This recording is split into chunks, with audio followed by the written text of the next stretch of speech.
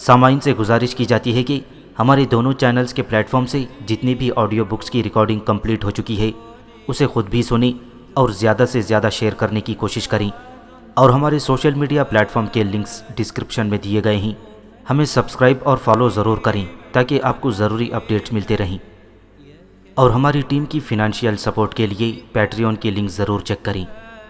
جزاک اللہ۔ بسم اللہ الرحمن الرحیم۔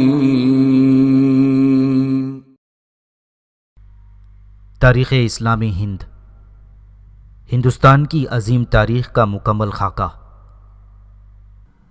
ایپیسوڈ 2۔ تاریخ اسلامی ہند کے پچھلے باب میں محمد بن قاسم سے لے کر مغلیہ سلطنت کے زمانے تک کا ایک مکمل خاکہ مختصراً انداز میں بیان کیا گیا تھا۔ اب اس باب میں ہندوستان کی پری اسلامک ہسٹری، یعنی ہندوستان میں اسلام کے داخل ہونے سے پہلے کے حالات و واقعات بیان کیے جائیں گے، جس سے ہم امید کر سکتے ہیں کہ ہمیں ہندوستان کی عظیم تاریخ کا ایک مکمل خاکہ مل جائے۔ ہندوستان کی جغرافیہ اور تاریخ کا تعلق۔ جغرافیہ اور تاریخ کا آپس میں بڑا گہرا تعلق ہے۔ کسی ملک کی تاریخ سمجھنے کے لیے وہاں کا جغرافیہ جاننا بہت ضروری ہے۔ کسی ملک کی تاریخ پر وہاں کے طبی حالات زیادہ اثر رکھتے ہیں۔ دوسرے ملکوں کی طرح ہندوستان کے طبی حالات نے بھی یہاں کے رہنے والوں پر گہرا اثر ڈالا ہے۔ تاریخ شروع کرنے سے پہلے ہندوستان کے جغرافیہ پر روشنی ڈالنی ضروری ہے۔ ہندوستان ایک بڑا جزیرہ نما ہے۔ اس کے شمال میں کوہ ہمالیہ ہے جو کہ اس ملک کو تبت سے جدا کرتا ہے۔ جنوب میں بحر ہند اور لنکا ہے۔ مشرق میں خلیج بنگال اور برما ملک ہے۔ مغرب میں بحر عرب اور افغانستان اور بلوچستان ہے۔ شمالی ہندوستان کوہ ہمالیہ سے لے کر کوہ بندھیاچل اور دریا مہاندی تک پھیلا ہوا ہے۔ جس حصے میں مالوا اور کھمبات سے لے کر بندیل کھنڈ وغیرہ کے دیش شامل ہیں، اس میں بہت سے دریا بہتے ہیں۔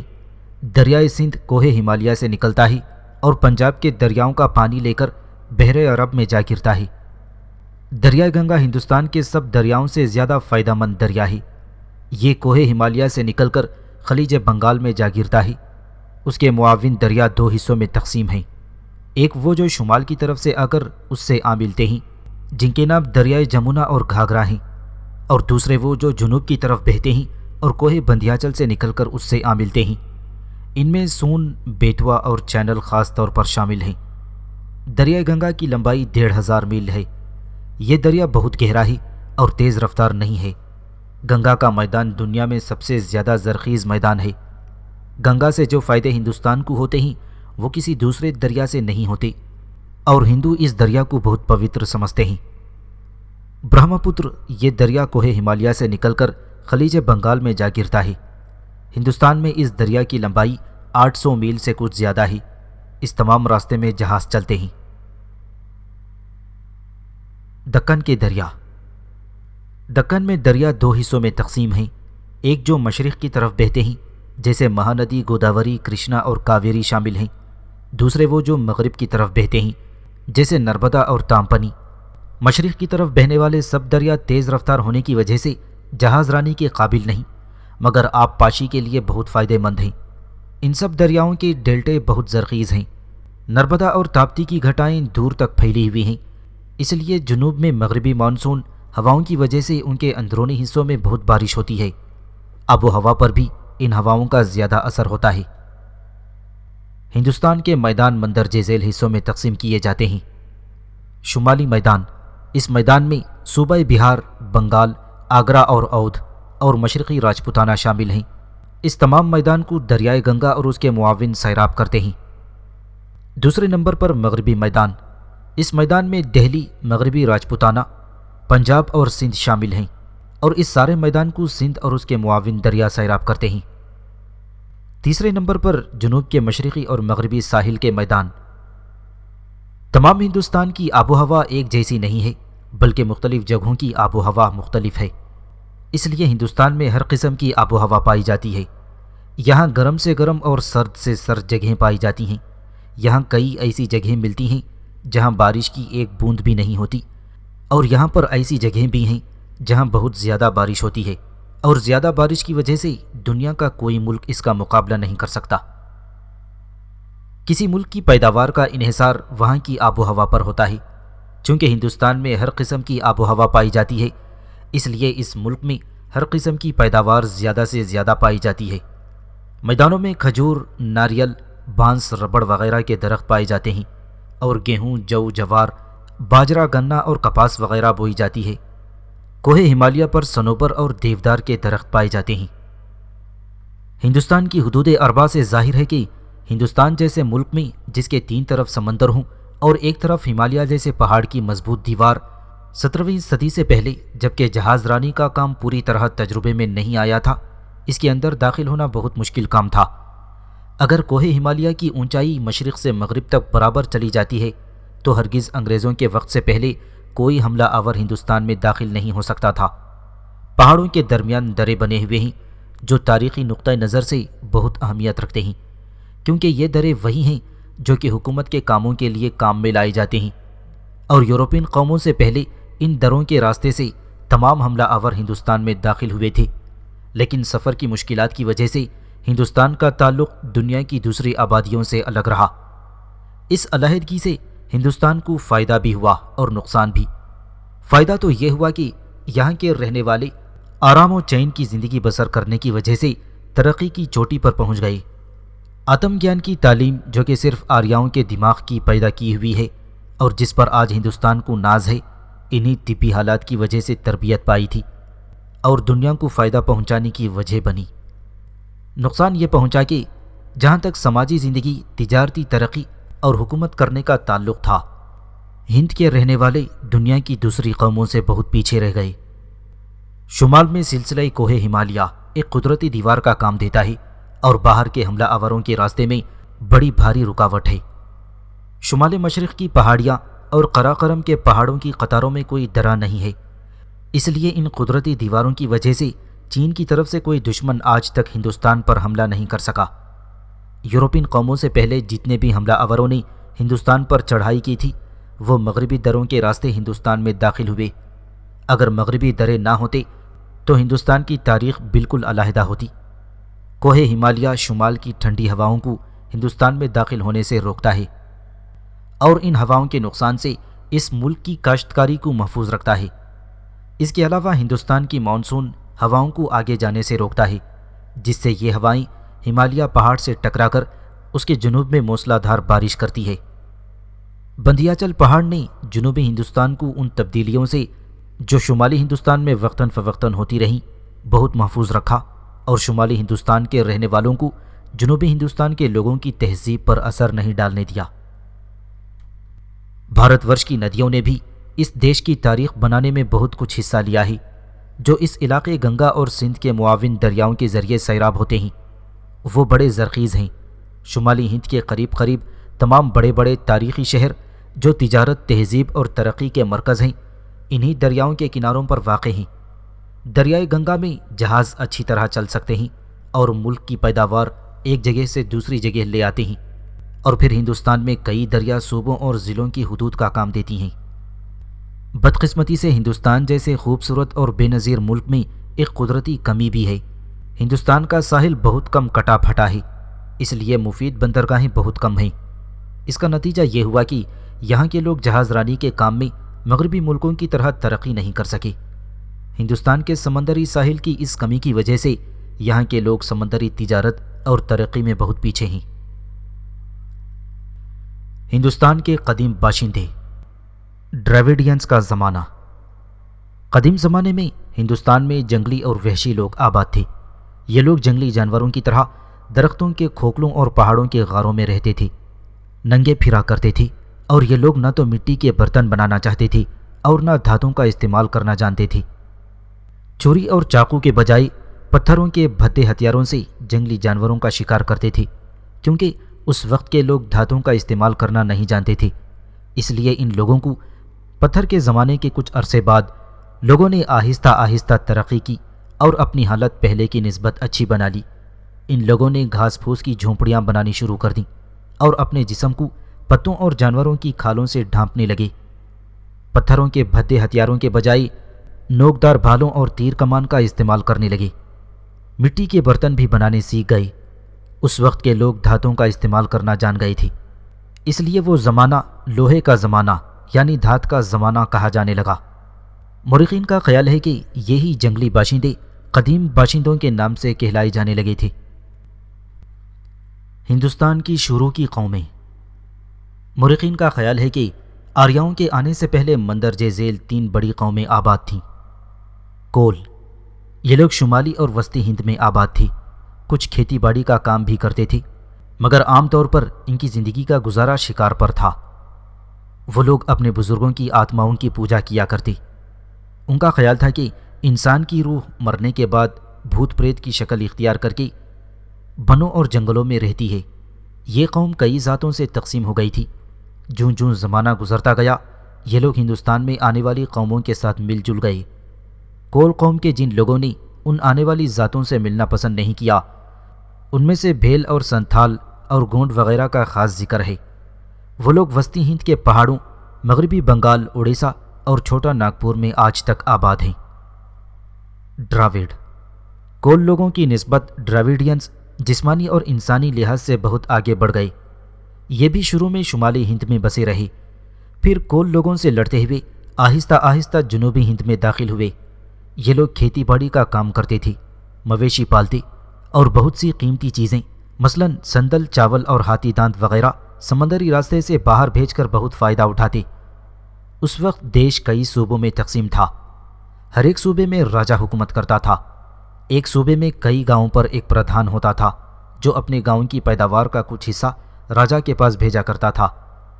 دیش کو دشمنوں سے محفوظ رکھنے کے لیے راجا کو ایک فوج رکھنی پڑتی تھی۔ امن قائم رکھنے کے لیے پولیس اور دوسرے بندوبست کے محکمے تھے۔ ڈراوڈ لوگ درختوں اور سانپوں کی پوجا کرتے تھے۔ ان لوگوں کا خیال تھا کہ دیوی دیوتا جانوروں کی قربانی سے خوش ہوتے ہیں، اس لیے ان کو خوش کرنے کے لیے مرغوں، بکروں اور بھینسوں کی قربانی دیا کرتے تھے۔ جب آریہ لوگوں نے شمال مغربی ہند کے راستے سے حملہ کیا تو ڈراوڈ لوگ نئے حملہ آوروں سے ہار مان کر انہی میں مل جاتے اور شمالی مغربی ہند میں ان کا نشان تک باقی نہ رہا۔ احاطہ مدراس میں ڈراوڈ قوم کے لوگ ابھی تک کافی رہتے ملتے ہیں۔ جنوبی ہند میں ان کی تعداد 5 کروڑ 80 لاکھ کے قریب ہے۔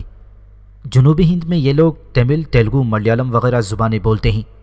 ڈراوڈ لوگ مہذب تھے، دھات کا استعمال اچھی طرح کرتے تھے۔ وہ سونے، چاندی، تانبے وغیرہ دھاتوں کا استعمال کرتے تھے اور ان سے ضروری چیزیں بناتے تھے۔ وہ مکان بنانا بھی جانتے تھے اور باہر کے ملکوں سے سمندر کے ذریعے تجارت بھی کرتے تھے۔ لکھنا پڑھنا بھی جانتے تھے۔ ان کے حروف آج کل کے حرفوں سے مختلف ہوتے تھے۔ اپنے مردوں کو جلاتے نہیں تھے بلکہ زمین میں دفن کرتے تھے۔ لاش کے ساتھ اس کا زیور، کپڑا، کھانے پینے کی چیزیں گاڑ دیتے۔ ہڑپا اور موہنجوداڑو۔ ہڑپا اور موہنجوداڑو یہ تاریخی مقامات ہیں۔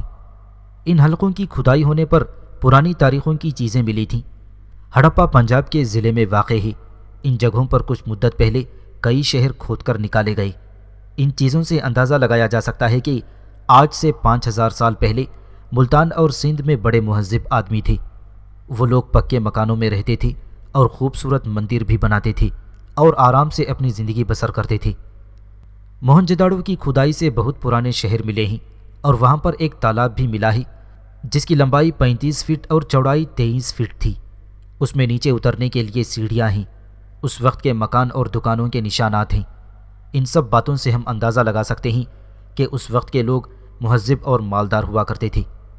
ہڑپا میں بھی ایسا ہی معلوم ہوتا ہے کہ لوگ مالدار تھے اور یہ لوگ سونے چاندی کے زیور پہنتے تھے۔ ان کے پہننے کے کپڑے سادہ ہوتے تھے۔ مالدار لوگ دھوتی دوشالہ پہنتے تھے۔ چھوٹی ذات کے لوگ ننگے رہتے تھے۔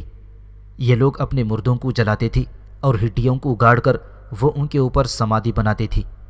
ان کی دیوی دیوتا بھی ہوتے تھے اور ان کی پوجا کرتے تھے۔ یہ لوگ کھیتی کرتے تھے، جانور پالتے، گائے بھینس رکھتے، دستکاری بھی کرتے، اور یہاں پر چرخے بھی ملے ہیں جن سے معلوم ہوتا ہے کہ اس وقت کے لوگ کاتنا اور کپڑا بننا اچھی طرح جانتے تھے۔ ہڑپا میں مہریں ملی ہیں جس پر حروف ہیں، جس سے پتہ چلتا ہے کہ وہ لوگ پڑھنا لکھنا بھی اچھی طرح جانتے تھے۔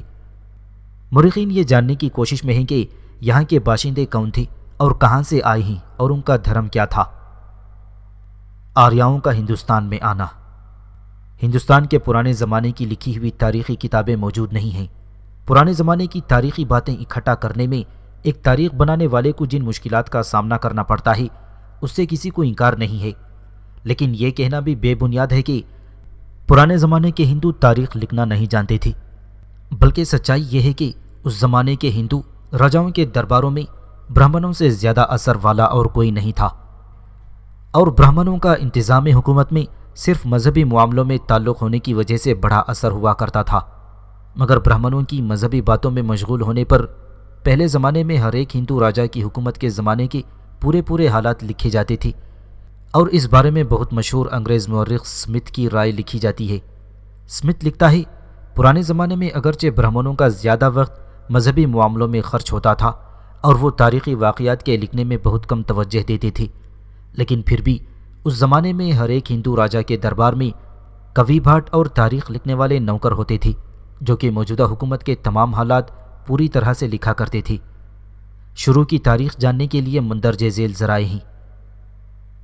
4 وید، یہ ہندوؤں کی تہذیب اور ان کی رسم و رواج پر سب سے پرانی کتابیں ہیں، اور ان ویدوں سے پرانے آریاؤں کی مذہبی اور سماجی زندگی کا بہت کچھ پتہ چلتا ہے۔ رامائن اور مہابھارت ہندوؤں کی 2 بہت پرانی اور مشہور کتابیں ہیں جن کے اندر اشلوک اور نظمیں اور دوہے ہیں جو قدیم آریاؤں کا طریقہ حکومت اور ان کے رسم و رواج کا پتہ دیتی ہیں۔ ان سے یہ بھی پتہ چلتا ہے کہ اس وقت راجا اور رعایا کے آپس میں تعلق کیسے تھے۔ اسمرتیاں، ان سے قدیم آریاؤں کی مجلسی، مذہبی اور تہذیب و تمدن کا پتہ چلتا ہے۔ پران، ان میں قدیم زمانے کے ہندو راجاؤں کا ذکر اور ان کا مکمل شجرہ نسب لکھا گیا ہے۔ بدھ اور جین مت کی کتابیں، یہ کتابیں بھی قدیم تاریخی واقعات کا پتہ لگانے میں مدد دیتی ہیں۔ غیر ملکی سیاحوں اور مورخوں کی لکھی ہوئی کتابیں، ان سے تاریخ بنانے والوں کو پرانی تاریخ کے واقعات معلوم کرنے میں بڑی مدد ملتی ہے۔ اس بارے میں غیر ملکی سیاحوں میگستنیز، فاہیان اور ہیون سانگ کے لکھے گئے سفر نامے بھی کافی مقبولیت کے حامل ہیں، جس میں چندرگپت موریہ کے عہد حکومت کا ذکر کیا گیا ہے۔ فاہیان نے راجا کنشک اور ہیون سانگ نے راجا ہریش کے زمانے حکومت کا حال لکھا ہے۔ 9ویں صدی کے درمیان میں کئی مسلمان مورخوں نے بھی ہندو راجاؤں کے حالات لکھے ہیں، ان میں سے البیرونی کا نام مشہور ہے۔ پرانے زمانے کے واقعات کو معلوم کرنے میں بڑی مدد ملتی ہے۔ کھنڈروں سے بہت سی قیمتی اور تاریخی باتیں معلوم ہوتی ہیں اور مورخوں کو پرانے زمانے کے مختلف واقعات کو لکھنے میں بڑی آسانی ہوتی ہے۔ پرانے زمانے کے پتھروں پر کھدے ہوئے حروف اور عمارتیں جن سے ہم کو پرانے زمانے کے تاریخی واقعات کے بارے میں پتہ چلتا ہے۔ آریاؤں کی ہند میں آمد، ہندوستان میں آریاؤں کا آنا اس ملک کی تاریخ کا سب سے پہلا مشہور واقعہ ہے۔ ایشیا اور یورپ کی تمام قومیں اس نسل سے بنی ہیں۔ تاریخ لکھنے والوں میں اس بارے میں متبھیڑ ہے کہ آریا لوگ کب اور کہاں سے آئے تھے۔ بعض کا خیال ہے کہ ہزارہ برس پہلے پنجاب میں ایسے لوگ آباد تھے جو آرین کہلاتے تھے۔ بعض کا خیال ہے کہ جرمنی کے میدان اور سویڈن، ناروے کے جنگلات ان کا اصلی دیش تھا۔ بعض کی رائے یہ ہے کہ وہ وسط ایشیا کے ملکوں بحر اسود، کیسپین اور کوہ قاف کے رہنے والے تھے۔ ہندوستان کے مشہور عالم بال گنگادھر کی رائے ہے کہ وہ آرکٹک خطے کے رہنے والے تھے، اور شری ایسی داس کے مطابق وہ بھارت ورش کے ہی باسی تھے۔ لیکن عام کا خیال یہ ہے کہ جب آریاؤں کی تعداد اپنے دیش یعنی وسط ایشیا میں بہت بڑھ گئی اور ضروریات زندگی حاصل کرنا مشکل ہو گیا تو وہ اپنا دیش چھوڑ کر زرخیز علاقوں میں بسنے کے لیے نکل پڑے، اور یہ لوگ مختلف گروہوں میں ایشیا اور یورپ کے ملکوں میں چلے گئے۔ ان سے ہی ایک گروہ شمال مغرب دروں کی راہ ہندوستان میں داخل ہو کر پنجاب میں آ بسا تھا۔ اس ملک میں آنے والا یہ گروہ آرین کے نام سے مشہور ہوا۔ آریوں نے یہاں کے لوگوں کو فتح کر لیا اور ہارے ہوئے لوگ شمالی ہند کو چھوڑ کر جنوبی ہند میں جا بسے۔ تاریخ میں آریوں کا اول زمانہ ویدک زمانہ اور ہمالیہ اور مدھیاچل کے پہاڑوں کے درمیان کا حصہ آریہ ورت کے نام سے مشہور ہے۔ آریہ لوگ آہستہ آہستہ شمالی ہند میں داخل ہو گئے اور جنوبی ہند میں بھی جا پہنچے۔ ویدک تہذیب کے اچھا ہونے کی وجہ سے وہ تہذیب اور قابلیت میں مشہور ہو گئے۔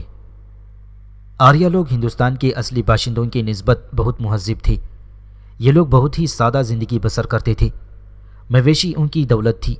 وہ چھوٹی چھوٹی بستیوں میں مل کر رہتے تھے۔ ان کے مکان ہوادار اور کھلے ہوتے تھے۔ قیمتی دھات، سونا، چاندی، لوہا وغیرہ کا یہ لوگ اچھا استعمال جانتے تھے، سوت کاٹنا اور کپڑا بننا بھی جانتے تھے۔ لڑائی کے وقت مختلف قسم کے ہتھیار مثلاً بھالے، تیر کمان، تلوار وغیرہ کا استعمال کرتے تھے۔ سواری کے لیے رتھ اور گاڑیاں ہوتی تھیں۔ آرین قوم کھیتی کے کاموں میں بھی بڑے ہوشیار تھے۔ گائیں اور گھوڑوں کو بڑی محبت سے پالتے تھے۔ پھل، اناج اور مکھن ان کی خوراک تھی۔ سومرس پیتے تھے جو جڑی بوٹیوں کا عرق ہوتا تھا۔ یہ لوگ اپنا دل خوش کرنے کے لیے ناچتے گاتے اور شکار کرنے کے بھی شوقین تھے۔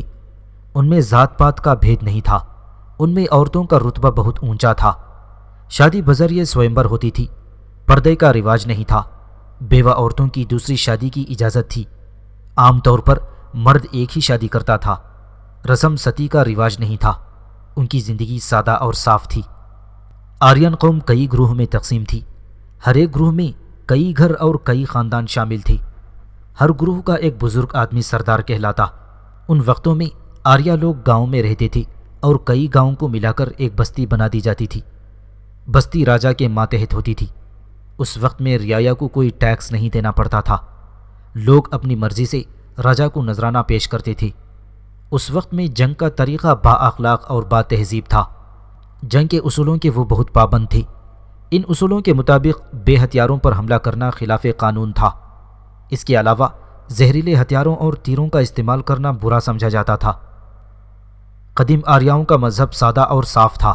ان کا عقیدہ تھا کہ پرماتما ایک ہی ہے اور دوسری سب چیزیں فنا ہو جانے والی ہیں۔ ان کے مطابق ایشور کو بڑا مانتے تھے۔ مورتی پوجا کا رواج نہیں تھا۔ اس زمانے میں مندر نہیں تھے اور نہ ہی آج کل کی طرح پجاری اور پروہت ہوتے تھے۔ ہر ایک آریہ اپنے گھر میں ہی ہون اور پرارتھنا کرتا تھا، اور یہ لوگ قدرت کے نظاروں مثلاً سورج، چاند، آگ، پانی، ہوا وغیرہ دیوتاؤں کو مانتے تھے اور ان کی پوجا کیا کرتے تھے۔ بارش کی ضرورت کے وقت ہون اور یگ کیا کرتے تھے۔ وید وغیرہ ان کی مذہبی کتابیں تھیں۔ پرانے زمانے میں ہندوؤں کی آج کل جیسی حالت نہیں تھی۔ آج کل تو برہمن کے گھر پیدا ہونے سے انسان برہمن کہلاتا ہے، چھتری کے گھر پیدا ہونے سے چھتری، اور ویش کے گھر پیدا ہونے سے ویش، شودر کے گھر جنم لینے سے شودر کہلاتا ہے۔ لیکن ویدک زمانے میں ایسا نہیں تھا۔ انسان جنم سے ذاتی کا حقدار نہیں ہوتا تھا، بلکہ ان کی ذاتی ان کے پیشے اور کاموں پر ہوتی تھی۔ اس کا مطلب یہ ہے کہ انسان برہمن کے گھر جنم لینے سے چھتری اور ویش ذاتی میں آ سکتے تھے۔ یہ سب کام کرنے پر منحصر تھا۔ پرانے زمانے کی بہت سی ایسی مثالیں ملتی ہیں کہ برہمن کے گھر پیدا ہو کر چھتری کے کام کرنے سے چھتری کہلائے، جیسے کہ دروناچاریہ۔ ذات پات کی حالت کی شکل جو کہ آج کل ہمارے سامنے ہے، یہ کب بنی، کیسے بنی، اس کا فیصلہ کرنا بہت مشکل ہے۔ کرموں کے مطابق اس وقت 4 ذاتیں بن گئی تھیں: برہمن، چھتری، ویش اور شودر۔ برہمنوں کا کام علم حاصل کرنا اور دوسروں کو تعلیم دینا تھا۔ یہ لوگ راجاؤں کو صلاح مشورے دیا کرتے تھے۔ مذہبی معاملوں میں زیادہ تر انہی لوگوں کا دخل تھا، اس لیے برہمن دھرم گرو کہلاتے۔ راجا کو ان کی نیک صلاح وقت وقت پر ماننی پڑتی تھی۔ برہمن دوسری ذاتوں سے اول سمجھے جاتے تھے۔ ان کے بعد چھتری تھے جو کہ دیش کی حفاظت کرتے تھے اور حکومت کے کاموں میں مدد کرتے تھے۔ چھتری لوگ بڑے طاقتور، مضبوط اور جنگ کرنے میں خوش ہوتے تھے۔ ویش کا کام تجارت کرنا تھا۔ یہ تمام دیش کو خوراک کا سامان اور روزانہ زندگی کی چیزوں کو ایک شہر، قصبے اور گاؤں گاؤں میں پہنچاتے تھے۔ سب سے آخر میں شودر کا نمبر آتا ہے۔ ان لوگوں کا کام سب ذاتوں کی خدمت کرنا تھا۔ آریاؤں کی مذہبی کتابیں۔ ہندوؤں کی پرانی مذہبی کتابیں 2 حصوں میں تقسیم ہیں، ایک شروتی اور دوسری اسمرتی۔ شروتی لفظ کا مطلب ہے سنا ہوا یا وہ گیان جو پرماتما نے رشیوں کے ذریعے ظاہر کیا ہے۔ شروتی میں ہندوؤں کی قدیمی مذہبی کتابیں وید، اپنشد اور آرنیک وغیرہ شامل ہیں۔ ہندو ان کتابوں کو ایشوری گیان مانتے ہیں۔ اسمرتی لفظ کے معنی ہے اسمرن کیا ہوا۔ اس طرح کی تمام کتابیں ودوانوں، رشیوں اور پنڈتوں کی دماغی قابلیت کا نتیجہ ہیں۔ رامائن اور مہابھارت اور منوسمرتی وغیرہ یہ سب کتابیں اسمرتی کہلاتی ہیں۔ وید قدیم آریاؤں کی اور دنیا کی تمام مذہبی کتابوں سے بہت پرانی کتابیں مانی جاتی ہیں۔ ہندو ودوانوں کا خیال ہے کہ وید دنیا کے شروع سے ہی ظاہر ہوئے تھے اور ایشوری گیان ہونے کی وجہ سے امر ہیں۔ وید سنسکرت زبان میں ہیں اور قدیم آریاؤں کی مجلسی اور مذہبی طریقۂ حکومت اور زندگی کا گیان حاصل کرنے کا سب سے بڑا ذریعہ ہے۔ وید تعداد میں 4 ہیں: رگ وید، یجروید، سام وید اور اتھروید۔ برہمن گرنتھ یہ سنسکرت زبان کی پرانی کتابیں ہیں جن میں وید منتروں کا ترجمہ آسان زبان میں کیا ہوا ہے۔ ویدوں کی سنسکرت بہت مشکل ہے، اس لیے اس مشکل کو دور کرنے کے لیے یہ گرنتھ لکھے گئے تھے، اور یہ گرنتھ ایک نئی زبان میں لکھے ہوئے ہیں اور قدیم آریاؤں کی تہذیب پر کافی روشنی ڈالتے ہیں۔ ہر ایک گرنتھ کا برہمن علیحدہ علیحدہ ہے۔ برہمن گرنتھوں کا وہ حصہ جو سادھوؤں اور رشیوں منیوں کے لیے مقرر ہیں وہ ارنیاک کہلاتا ہے۔ ان میں دنیا سے تعلق چھوڑ دینے والوں کے دھرم اور فرائض کے حل پوری طرح سے دیے گئے ہیں۔ ارنیاک صرف رگ وید اور یجروید کے ساتھ ہے، باقی دو ویدوں کے ساتھ کوئی ارنیاک نہیں ہے۔ اپنشد گیان ودیا کی مشہور کتابیں ہیں۔ قدیم آریاؤں کی حیرت انگیز اور بلند خیالوں کا ثبوت ملتا ہے کہ آتما کیا چیز ہے، موت کیا چیز ہے، اور مرنے کے بعد انسان کہاں جاتا ہے وغیرہ وغیرہ۔ سوالوں کے جواب بہت سمجھا کر اور کامیابی کے ساتھ ان میں لکھ دیے گئے ہیں۔ اپنشد کی تعلیم کا مطلب یہ ہے کہ یہ سب کچھ آتما کا ہی کھیل ہے۔ آتما کے علاوہ جاننے کے لیے کوئی چیز نہیں ہے، باقی سب کچھ شک میں ڈالنے والی باتیں ہیں۔ جب آریاؤں کی آبادی بڑھ گئی تو یہ لوگ آگے بڑھے اور گنگا جمنا ندیوں کے زرخیز میدانوں میں آباد ہو گئے تھے، اور یہاں ان لوگوں نے بڑی بڑی حکومتیں قائم کیں، جن میں 5 بڑی بڑی حکومتوں کے نام درج کیے جاتے ہیں۔ کوشل، اس حکومت میں اودھ کا صوبہ شامل تھا، اس کی راجدھانی ایودھیا تھی، یہاں کے راجا سوریا خاندان سے تعلق رکھتے تھے، مہاراجا رام چندر اس خاندان سے تھا۔ ودیا، اس کی راجدھانی متھلا پوری تھی، اور یہ راج شمالی بہار کے پاس کی جگہوں میں پھیلا ہوا تھا، یہاں کے راجاؤں میں راجا جنک کا نام مشہور ہے۔ پانچال حکومت، اس کی راجدھانی قنوج تھی، اور یہ راج دریائے گنگا کے شمالی کنارے پر تھا۔ راجا دروپد جس نے مہابھارت کی لڑائی میں پانڈووں کی مدد کی تھی وہ یہیں کا راجا تھا۔ کورووں کا راج، اس کی راجدھانی ہستناپور تھی، یہ شہر دریا جمنا کے مشرقی کنارے پر موجودہ دہلی سے تقریباً 60 میل کے فاصلے پر تھا۔ کاشی، اس کی راجدھانی کاشی موجودہ بنارس تھا۔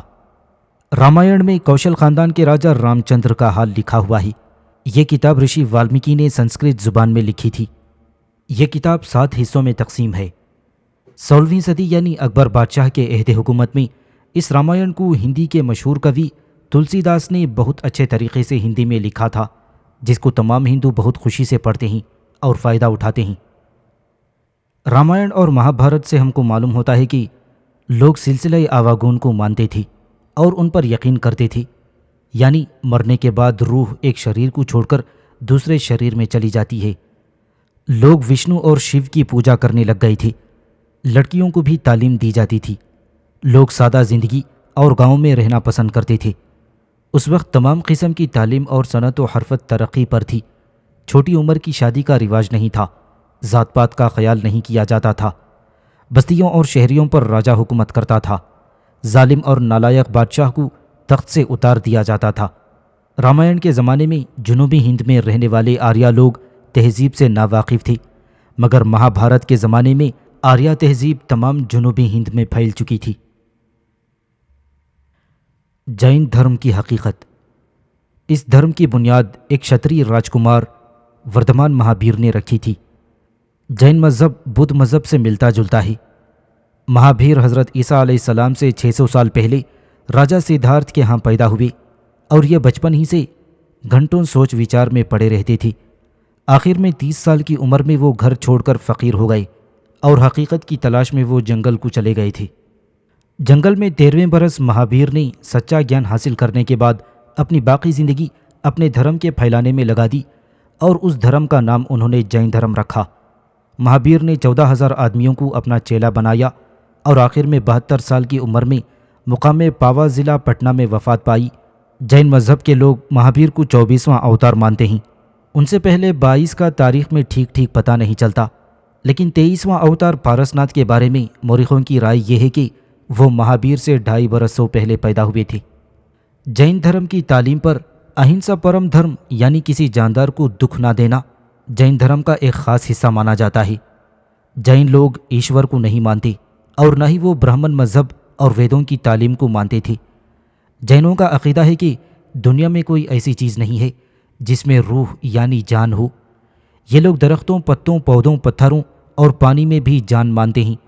یہ سب اہنسا کی تعلیم کا اثر ہے کہ پکے جین دھرمی اپنے منہ پر پٹی باندھے رکھتے ہیں تاکہ سانس لیتے وقت کوئی جراثیم منہ کے اندر داخل ہو کر مر نہ جائے۔ یہ لوگ پانی تک بھی چھان کر پیتے ہیں۔ جینی بھی کرما اور آواگون کو مانتے ہیں اور ان کا مطلب پیدائش اور موت کے چکر سے نجات حاصل کرنا ہے، جس کو موکش کہتے ہیں۔ لیکن یہ لوگ یگ کرتے ہیں اور قربانیوں کے سخت خلاف ہیں۔ تمام زندگی تپسیا کرنا، اپنے جسم کو تکلیف دینا اچھا خیال کرتے ہیں۔ ٹھیک جاننا، ٹھیک کام کرنا اور ٹھیک دیکھنا، یہ جین دھرم کے 3 بڑے اصول ہیں۔ مہابیر کے مرنے کے بعد جین دھرم 2 فرقوں میں تقسیم ہو گیا تھا کہ سونامبر اور ڈگامبر کے نام سے مشہور ہیں۔ سونامبر فرقے کے لوگ تو سفید لباس پہنتے ہیں، مگر ڈگامبر فرقے کے لوگ بالکل ننگے رہتے ہیں اور ننگے رہنا اپنے دھرم کا ایک خاص حصہ سمجھتے ہیں۔ شروع میں جین دھرم تمام شمالی مغربی جنوبی ہند میں پھیل گیا تھا۔ کئی راجے مہاراجے اس دھرم کے پیرو بن گئے، لیکن بعد میں آہستہ آہستہ یہ دھرم کمزور ہوتا گیا۔ برہمنوں نے جو جین دھرم کے دشمن تھے اسے جڑ سے اکھاڑ دینے میں کوئی کسر باقی نہیں رکھی، لیکن ایسی حالتوں میں بھی جین دھرم زندہ رہا اور 15 لاکھ آدمی اس دھرم کے ماننے والے زندہ ہیں۔ یہ لوگ زیادہ تر ممبئی اور راجپوتانہ اور وسطی ہند میں آباد ہیں اور تجارت پیشہ ہونے کی وجہ سے بڑے مالدار ہوتے ہیں، اور آبو پہاڑ اور دکن میں بھی ان کے مندر موجود ہیں۔ بدھ دھرم تقریباً 2500 سال کا عرصہ ہوا کوہ ہمالیہ کی گھاٹی میں وہ صوبہ جو آج کل ترائی کے نام سے مشہور ہے، شاکیہ خاندان کے راجا شدھودھن کے ماتحت تھا۔ یہ صوبہ اس وقت کمپل وستو کے نام سے مشہور تھا۔ گوتم یہاں کے راجا شدھودھن کا بیٹا تھا۔ مورخوں کا خیال ہے کہ گوتم حضرت عیسیٰ علیہ السلام سے 567 برس پہلے پیدا ہوئے تھے اور بچپن میں گوتم کو سدھارتھ کے نام سے بولتے تھے۔ گوتم اپنے باپ کا اکلوتا بیٹا تھا اور راجا شدھودھن کی تمام امیدیں اسی پر لگی ہوئی تھیں۔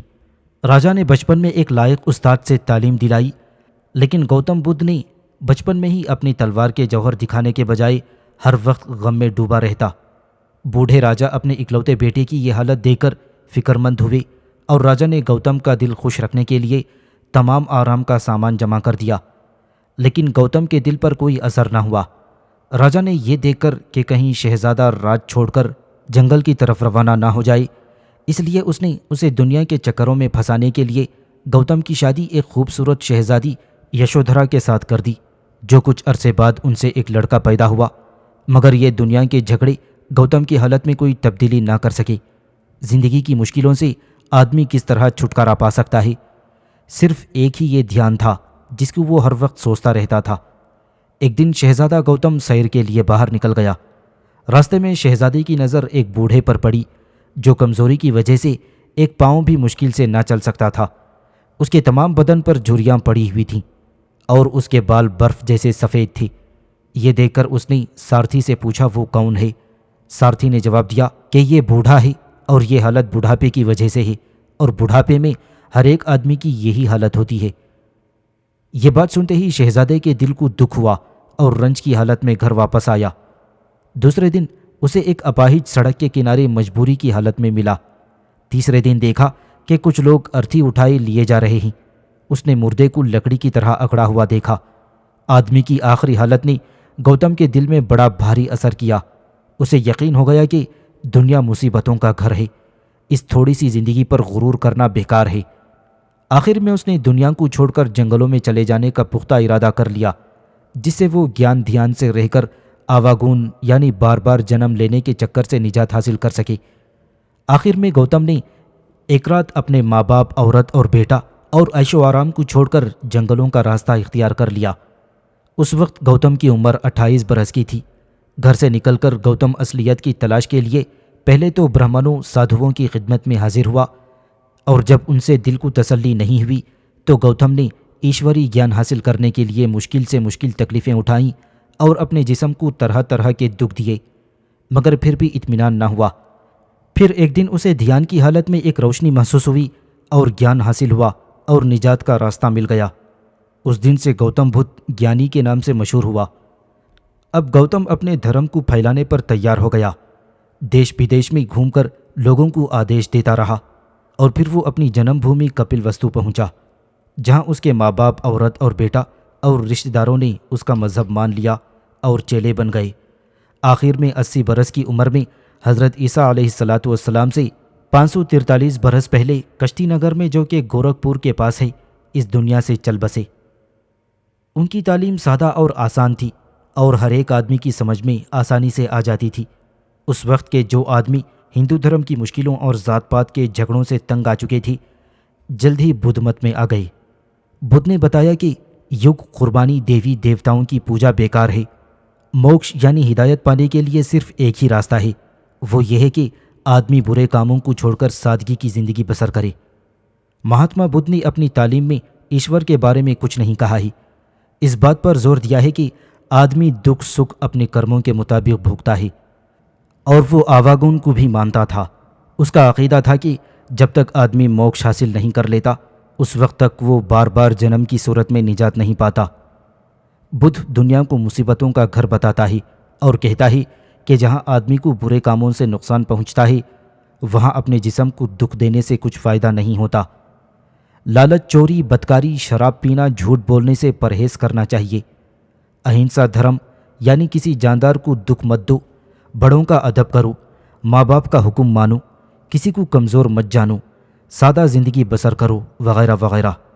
جو آدمی بدھ کی تعلیم اور اصولوں کا یہ پرچار کرتے تھے، وہ بھکشو کہلاتے تھے، اور عورتیں بھکشی کہلاتی تھیں۔ بھکشو اور بھکشنی پیلے رنگ کے کپڑے پہنتے تھے اور ان کے سر منڈے ہوئے ہوتے تھے۔ وہ مانگ کر گزارا کرتے تھے اور اپنا تمام وقت تپسیا اور بدھ مت کے پرچار کرنے میں گزارتے تھے۔ مہاتما بدھ کے بعد ان کے پیرووں میں مذہبی اختلافات پیدا ہو گئے۔ ان اختلافات کو دور کرنے کے لیے گرہ نام کی جگہ پر بدھوں کا ایک اجلاس ہوا، جس میں مہاتما بدھ کے 3 اصول کتابوں کی شکل میں جمع کیے گئے۔ یہ کتابیں ترپٹک کہلاتی ہیں۔ ان کے 3 حصے ہیں۔ پہلی کتاب سو ترپٹک، جس میں بدھ مت کے اصول لکھے ہوئے ہیں۔ دوسری کتاب دھرم پٹک، جس میں گوتم بدھ کی باتیں جمع کی گئی ہیں، اور تیسری کتاب ونائے پٹک، جس میں بھکشوؤں کی تعلیم اور ان کی زندگی کے قاعدے درج کیے گئے ہیں۔ بدھ مت کے زوال کی کئی وجوہات بتائی جاتی ہیں۔ اول تو بدھ دھرم کے چھیلوں میں اتفاق میل جول نہیں رہا تھا۔ مہاراجہ کنشک کے زمانے میں یہ لوگ 2 فرقوں میں تقسیم ہو گئے تھے۔ ایک جماعت مہامان بن گئی، اس فرقے والوں نے مہاتما بدھ کی مورتی کی پوجا شروع کر دی۔ دوسرے ہنابان، جو مورتی پوجا کے خلاف تھی۔ دوسرے یہ بات تھی کہ بدھ بھکشوؤں کی زندگی پہلے جیسی نہ رہی تھی، وہ عیش و عشرت میں پڑ گئے تھے۔ تیسرے ہندو دھرم میں اصلاح ہو گئی اور انہوں نے قربانیوں کو بند کر دیا تھا اور اہنسا کے اصول کو اپنے ہندو دھرم میں شامل کر لیا گیا تھا، اس لیے بدھ مت کو زوال آتا گیا۔ اور پھر مہاراجہ کنشک کے بعد کسی راجا نے اس بدھ دھرم کی مدد نہیں کی۔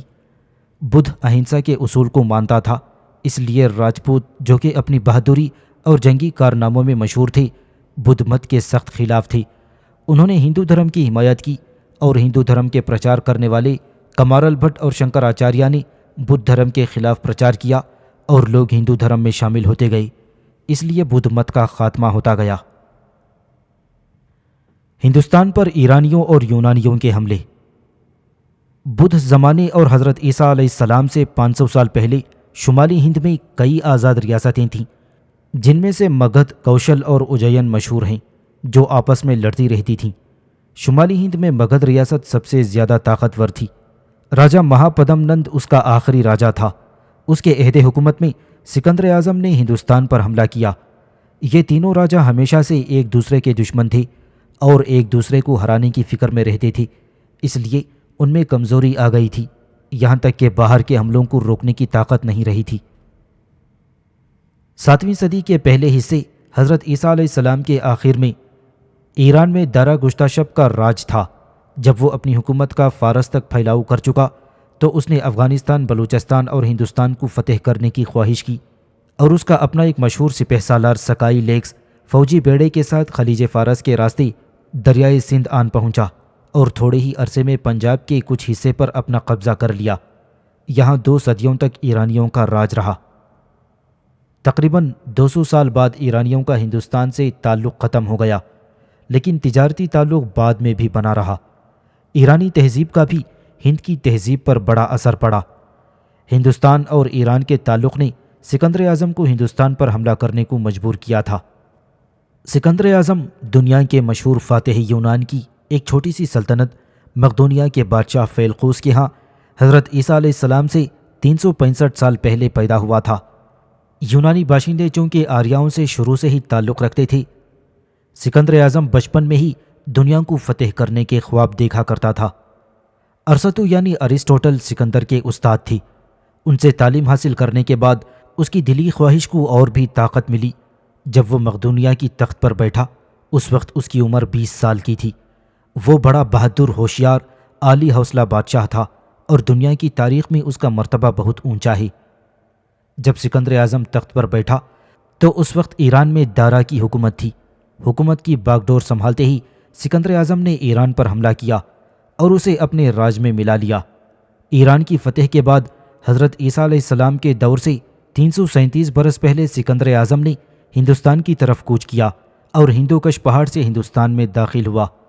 کابل اور مغربی سرحدی صوبے پر قبضہ کرتا ہوا سیدھا دریائے سندھ کو پار کیا اور ہندوستان کی طرف بڑھتا گیا۔ سکندر کے حملے کے وقت شمالی ہند میں کئی چھوٹی چھوٹی حکومتیں قائم تھیں جو آپس میں ایک دوسرے سے لڑتے جھگڑتے رہتے تھے۔ ان حکومتوں میں ایک ٹکسلا کی حکومت تھی جس کا راجہ امبتی تھا۔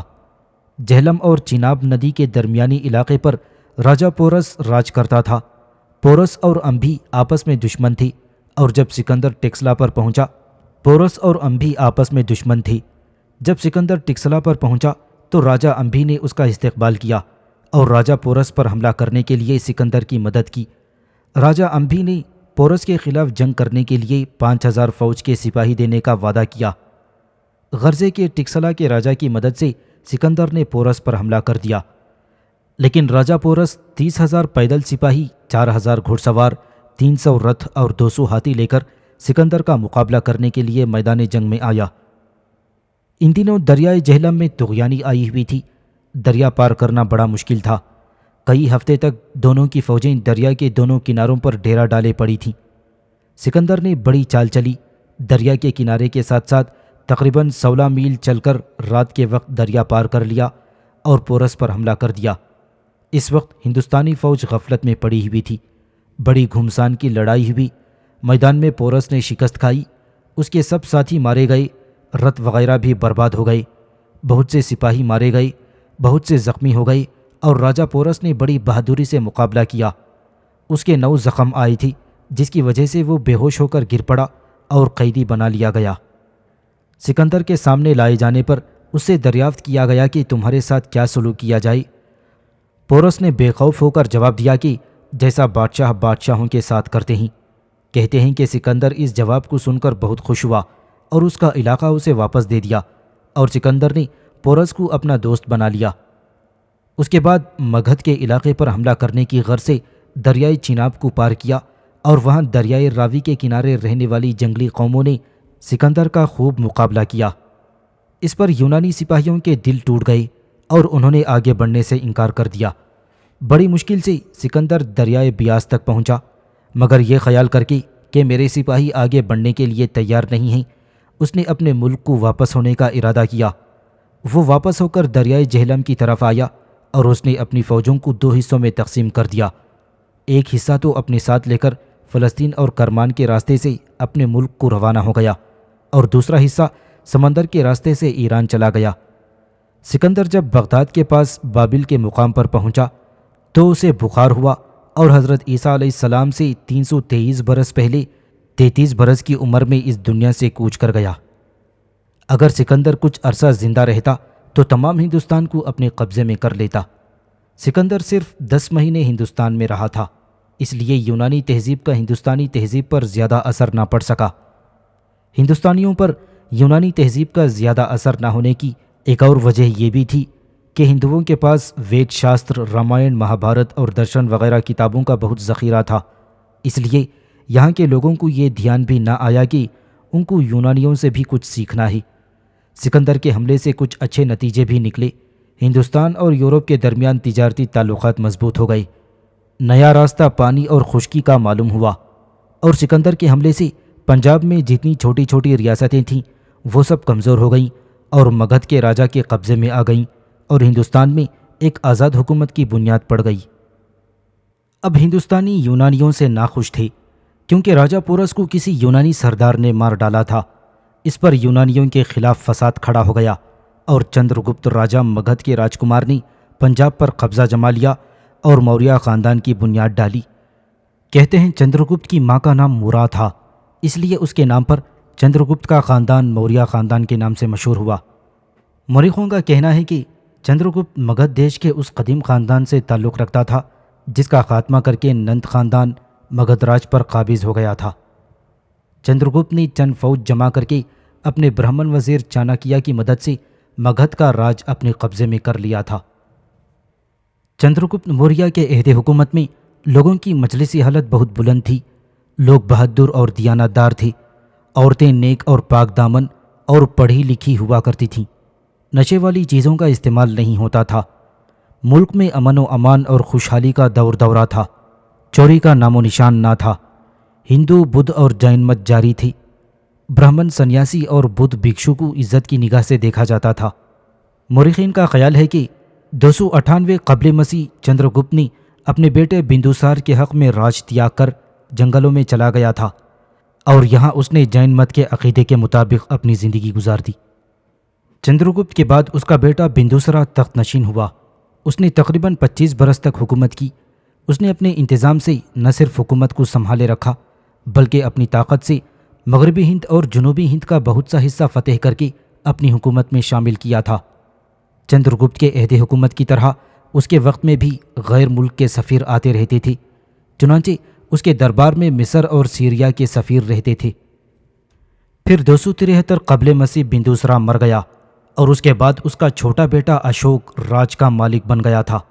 اشوک کے بارے میں مشہور ہے کہ اس نے اپنے بھائیوں رشتہ داروں کو مار کر راج حاصل کیا تھا، لیکن یہ بات بالکل جھوٹ ہے کیونکہ اشوک کے زمانے کی تحریروں سے جو کہ پتھروں پر کھدی ہوئی ملتی ہیں پتہ چلتا ہے کہ اس کے بھائی بہت مدت تک زندہ رہے اور بدھ مت کو بخوشی پھیلاتے رہے۔ جنوبی ہند کے تھوڑے سے حصے کے علاوہ تمام ہندوستان اس کی سلطنت میں شامل تھا۔ ہندوکش پہاڑ سے لے کر میسور تک اور آسام سے لے کر بلوچستان تک پھیلی ہوئی تھی، لیکن مہاندی اور گوداوری ندی کا درمیانی علاقہ کالنگا ریاست نے ابھی تک موریہ خاندان کے حوالے نہیں کیا تھا اور اس کی اطاعت قبول نہیں کی تھی۔ چنانچہ اشوک نے کلنگا پر حملہ کیا اور فتح حاصل کر لی، لیکن یہ جنگ اتنے زور کی ہوئی تھی کہ جس میں لاکھوں سپاہی مارے گئے اور اشوک کے دل پر اتنا گہرا اثر ہوا کہ اس نے آئندہ کے لیے جنگ نہ کرنے کی قسم کھا لی۔ کلنگا کی لڑائی اس کے لیے پہلی اور آخری لڑائی تھی۔ کلنگا کی لڑائی سے اشوک کی کایا پلٹ گئی۔ کچھ تو خون سے اس کے من کو ایسی نفرت ہوئی کہ اس نے لڑائی کے میدان کے بجائے دھرم پرچار کے میدان میں کام کرنے کو اپنی زندگی کا اصول بنا لیا۔ اس نے بدھ مت کی اہنسا کی تعلیم کو اپنایا اور اپنی تمام طاقت بدھ مت کے پرچار میں لگا دی۔ اس نے لوگوں کی خراب حالت کو سدھارنے اور ان کو پاک زندگی گزارنے کی تعلیم دینے کے لیے تمام سلطنت میں پہاڑوں کی چٹانوں اور پتھروں کی لاٹوں پر بدھ دھرم کے اصول کندہ کرائی، اور اشوک اپنے گروؤں کے ساتھ ان تمام جگہوں پر بدھ کی یادگار میں بڑے بڑے مینار گڑوا کر ان پر لوگوں کے لیے بدھ دھرم کے اصول کھدوا دیے۔ اشوک تمام دنیا میں بدھ دھرم پھیلانا چاہتا تھا۔ اس نے برما، سیام، مصر، عرب، ایران، چین اور یونان وغیرہ ملکوں میں بھی بدھ دھرم کو پھیلایا اور جگہ جگہ پرچارک بھیجے، اور اس کا بھائی مہندر بھکشو بن کر لنکا گیا اور اس کی بیٹی بھکشنی بن کر نیپال پہنچی۔ اشوک نے بھکشوؤں کے لیے ہزاروں کی تعداد میں غاریں اور مندر بنوائی اور بدھ مت کو راج مذہب بنا دیا۔ رعایا کو بدھ دھرم کے چلانے کے لیے افسر مقرر کیے۔ بدھ دھرم کے پیرووں میں اس وقت تک جو فرقہ بازی ہو گئی تھی اس کو دور کرنے کے لیے بدھوں کا ایک اجلاس بلایا۔ اشوک کی کوششوں سے بدھ دھرم طاقت پکڑ گیا اور اشوک کی زندگی کا جو خاص مطلب تھا وہ پورا ہو گیا تھا۔ اشوک نے اپنے عہد حکومت میں ملک کے کونوں کونوں میں پہاڑوں کی چٹانوں اور میناروں پر بدھ مت کے اصولوں کو کھدوایا۔ یہ پتھروں پر لکھے ہوئے اصول ہندوستان کے مختلف جگہوں پر اب تک پائے جاتے ہیں اور اس زمانے کی کاریگری کو ظاہر کرتے ہیں۔ مورخوں کے نقطۂ نظر سے ان کھدے ہوئے پتھروں کو بڑی قدر و منزلت حاصل ہے کیونکہ یہ اشوک کی سلطنت کی حدود اور اس کے نظام حکومت پر روشنی ڈالتے ہیں۔ ان میں سے چند اصول یہ ہیں: آدمی کو زبان اور عمل سے پاک و صاف ہونا چاہیے، اسے ہمیشہ سچ بولنا چاہیے، جاندار کو دکھ نہیں دینا چاہیے، ماں باپ اور رشتہ داروں کی عزت کرنی چاہیے اور اپنے ماتحتوں کے ساتھ نرمی اور محبت سے پیش آنا چاہیے، برداشت کا مادہ ہونا چاہیے، کوئی بات منہ سے ایسی نہ کہنی چاہیے جس سے دوسروں کو دکھ پہنچے۔ اشوک کی سلطنت 4 اصولوں پر منقسم تھی۔ ہر ایک صوبے کا گورنر ہوتا تھا۔ ملک کی حفاظت کے لیے اس کے پاس 6 لاکھ پیدل فوج، 3000 سوار اور 9000 ہاتھی تھی۔ اشوک ایک بڑا قابل منتظم شخص تھا۔ اس کا طریقہ حکومت ویسا ہی تھا جیسا کہ چندرگپت کا تھا۔ اس میں کوئی خاص تبدیلی نہیں ہوئی۔ اشوک نے دھرم پرچار کے نئے طریقے نکالے، مسافروں کے آرام کے لیے جگہ جگہ دھرم شالائیں بنوائیں، کنویں کھدوائے اور آدمیوں اور جانوروں کے لیے شفا خانے کھلوائے۔ غرضے کہ اس نے تمام دولت اور سلطنت کا انتظام بدھ دھرم کی اشاعت میں لگوا دیا۔ اس کے عہد حکومت میں رعایا سکھی تھی اور تمام ملک میں امن تھا۔ 232 قبل مسیح اشوک کی وفات ہو گئی اور اس کے مرنے کے بعد موریہ خاندان کا زوال آ گیا۔ مہاراجہ اشوک کے مرنے کے بعد اس کے جانشینوں میں کوئی لائق نہ تھا جو کہ اتنی بڑی سلطنت کو سنبھال سکتا۔ اس کا نتیجہ یہ ہوا کہ موریہ خاندان ختم ہو گیا اور پنچپ متر نے پاٹلی پتر پر قبضہ کر کے شنگا خاندان کی بنیاد ڈالی۔ یہ خاندان تقریباً 112 برس تک حکومت کرتا رہا۔ اگرچہ اس عرصے میں اس خاندان کے کئی راجا ایک دوسرے کے بعد تخت نشین ہوئے، مگر ان میں سے صرف پشیا متر کا عہد حکومت مشہور ہے۔ شنگا خاندان برہمن مت سے تھا۔ پشیا متر زمانہ حکومت میں بختر کے یونانی بادشاہ منینڈر نے 155 قبل مسیح ہندوستان پر حملہ کیا، لیکن شکست کھا کر واپس لوٹ گیا اور پشیا متر نے بدھ مت کے مقابلے میں ہندو مت کو ترقی دی۔ شنگا خاندان کا آخری راجا دیو بھومی تھا، مگر یہ بدچلن اور کمزور آدمی تھا اور اسے 73 قبل مسیح سے پہلے اس کے وزیر واسودیو نے مار کر سلطنت پر قبضہ کر لیا اور کانوا خاندان کی بنیاد ڈالی۔ کانوا خاندان کی حکومت بہت تھوڑے عرصے تک رہی۔ اس خاندان کے 4 بادشاہ ایک دوسرے کے بعد تخت نشین ہوئے، مگر انہوں نے صرف 50 سال تک ہی حکومت کی۔ ان کے زمانے میں کوئی ایسا واقعہ نہیں ہوا جو قابل ذکر ہو۔ کانوا خاندان کے بعد آندھرا خاندان کی ابتدا ہوئی اور یہ خاندان مہاندی اور گوداوری کے درمیانی علاقے پر حکمران تھا، لیکن اشوک کے مرنے کے بعد بری حالت کو دیکھ کر تمام جنوبی ہند پر قبضہ کر لیا۔ 28 قبل مسیح سے پہلے اس خاندان کے ایک راجا نے کانوا خاندان کے آخری راجا کو قتل کر کے مگدھ سلطنت پر بھی قبضہ کر لیا۔ آندھرا خاندان نے تقریباً 450 برس حکومت کی اور 225 عیسوی میں اس خاندان کا خاتمہ ہو گیا۔ اس خاندان کے عہد حکومت میں روم والوں کے ساتھ ہند کے تجارتی تعلقات قائم ہوئے۔ روم والے تجارتی لوگ مغربی سمندری ساحل کی بندرگاہوں کے ذریعے اس ملک سے تجارت کیا کرتے تھے اور ملایا یعنی ملیشیا اور جنوبی چین کے ساتھ مشرقی سمندری ساحل کی بندرگاہوں کے ذریعے تجارت کیا کرتے تھے۔ آندھرا خاندان کے راجاؤں نے شک قوم کے سرداروں کو، جو اس زمانے میں سندھ، مالوا اور شوراشٹر پر حکومت کرتے تھے، انہیں شکست دے کر ان کی سلطنت کا خاتمہ کر دیا۔ اس خاندان کا ایک راجا ہلا نام کا، جو کہ سنسکرت زبان کا ایک بڑا شاعر تھا، اس کے عہد حکومت میں سنسکرت زبان کو بہت ترقی ہوئی تھی۔ پارتھیان اور وکٹورین بادشاہوں کے حملے اور کشن خاندان کی ہندوستان میں حکومت۔ سکندر اعظم کے عہد حکومت میں فارس کی سلطنت یونانیوں کے قبضے میں آ چکی تھی۔ اس میں پارتھیا اور وکٹوریا قابل ذکر ہیں۔ موجودہ بلخ صوبے میں وکٹورین حکومت قائم تھی اور یونان کے جنوب میں جھیل کیسپیئن تک تمام صوبے پارتھیان کے حصے میں تھے۔ سکندر اعظم کے علاوہ اس کے سپہ سالار سلیوکس نے ان حصوں پر بھی قبضہ کر لیا تھا، لیکن سلیوکس کے مرتے ہی دونوں صوبے پھر آزاد ہو گئے۔ اس وقت مگدھ راج کی طاقت کم ہو جانے کی وجہ سے ہندوستان کی حکومت کی حالت بھی خراب تھی۔ وکٹورین راج نے اس موقع سے فائدہ اٹھایا اور ہندوستان پر حملہ کر دیا۔ اس خاندان کا مشہور بادشاہ منیڈر تھا۔ اس نے 155 قبل مسیح پہلے پاٹلی پتر پر قبضہ کرنے کی کوشش کی، مگر شنگ خاندان کے راجا پشپ متر نے اسے شکست دی اور اسے واپس لوٹنا پڑا تھا۔ پارتھیان خاندان کے حکمران بھی بڑے طاقتور لوگ تھے۔ انہوں نے آہستہ آہستہ وکٹورین حکومت کا خاتمہ کر کے ہندوستانی علاقے کابل، پنجاب اور سندھ پر قبضہ کر لیا اور ٹکسلا کو دارالخلافہ بنایا۔ شک قبیلہ، جو کہ تاتاری خاندان کی ایک بڑی لڑاکا خانہ بدوش قوم تھی، 180 قبل مسیح تک ایک اور تاتاری خاندان جس کا نام یوچی تھا اسے وسطی ایشیا کے گھاس کے میدانوں سے نکال کر ہند کی طرف دھکیل دیا۔ یہاں شک قوم نے پارتھین حکومت کا خاتمہ کر کے کابل، پنجاب اور متھرا اور پھر سوراشٹر میں ایک طاقتور حکومت قائم کر لی۔ ٹکسلا اور متھرا ان کے دارالخلافہ تھے۔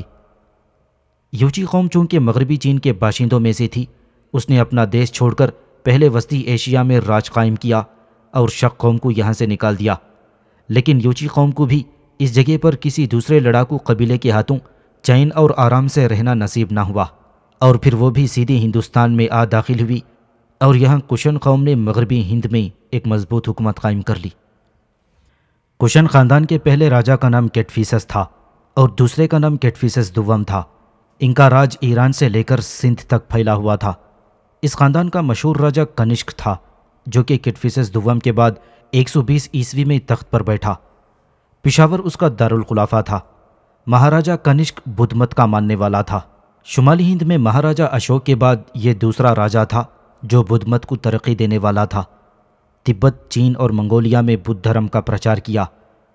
کنشک کے عہد حکومت میں 140 عیسوی میں کشمیر میں بدھ مہاسبھا کا چوتھا اجلاس ہوا جس میں ماہیان اور دوسرے مت کے اصولوں پر بحث کی گئی، اور ہینبان فرقے والے نئی باتوں کو اپنے مت میں کرنے کے بالکل خلاف تھے، مگر فرقے نے اپنے اصولوں میں کئی ایک نئی باتیں جو ہندو دھرم سے تعلق رکھتی تھیں شامل کر لیں۔